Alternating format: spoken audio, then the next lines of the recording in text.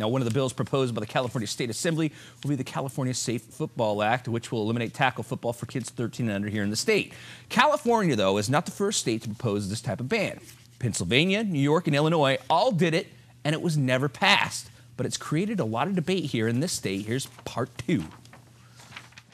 One of the main issues the opposition has with the proposed California Safe Football Act to eliminate tackle football for kids 13 and under is the bill takes away the parents' right to choose what's best for their children and puts it into the hands of publicly elected officials. If a parent doesn't want their kid to play, they're not going to play.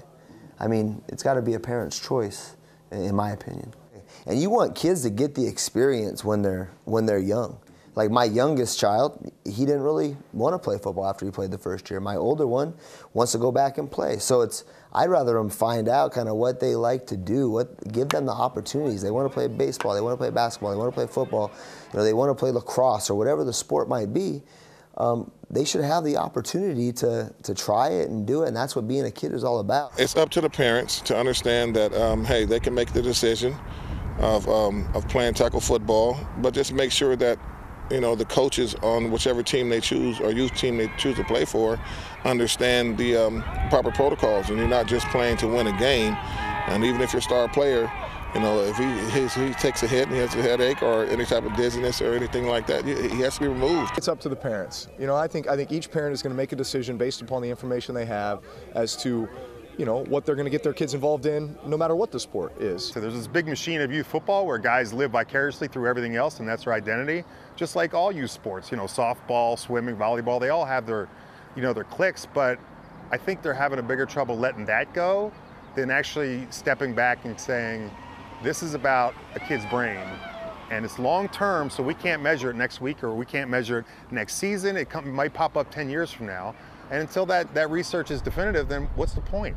Back in 2014, Governor Jerry Brown signed into law AB 2127, which regulates middle school and high school football, cutting down practice time as well as full contact practices, and coaches have had to adjust. In reality, football is another tool of keeping kids busy and involved in something that's bigger than just one person, team, unity. And as long as they're not going out here and doing none of these crazy drills where we're just constantly pounding heads all the time and on a daily basis, which is what we were doing when we were younger. All those things have been banned and outlawed. We can't do that anymore, and I'm glad that they can't. While safety is now more widespread, Grossman believes there's not an equal playing field when it comes to kids receiving proper care. That becomes the problem of socioeconomics, that the kids that might, hurt the most are the kids that are in Southeast, and it keeps them off the streets. It might be their way to get away. It might be their way to get to college. But it's also, those are the same socioeconomic demographics that say, I don't have $100 to take you to get concussion test every week and cleared every week. So at some point, if you can get a pot in youth football, or the NFL could donate it to actually be free to go check every week and actually bring somebody in there to do these tests, that would be great. I think the fact that the American Academy of Pediatrics, and I keep on coming back to this, because their sole interest is kids' health, and their sole interest is preventing injury to kids.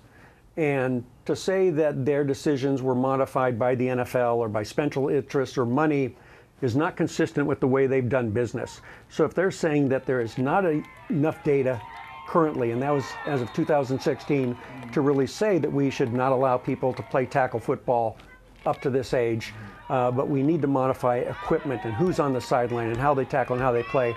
That's probably a group of people that you should listen to, because I can tell you there was probably a great deal of dissent in them making that opinion, and there was probably a great deal of positive and negative interaction, but they still came up with a statement that's appropriate for what we know currently. And I think that's the type of thing we need to pay attention to, and not people that are making a big step for not necessarily the right reasons, even though it may sound great.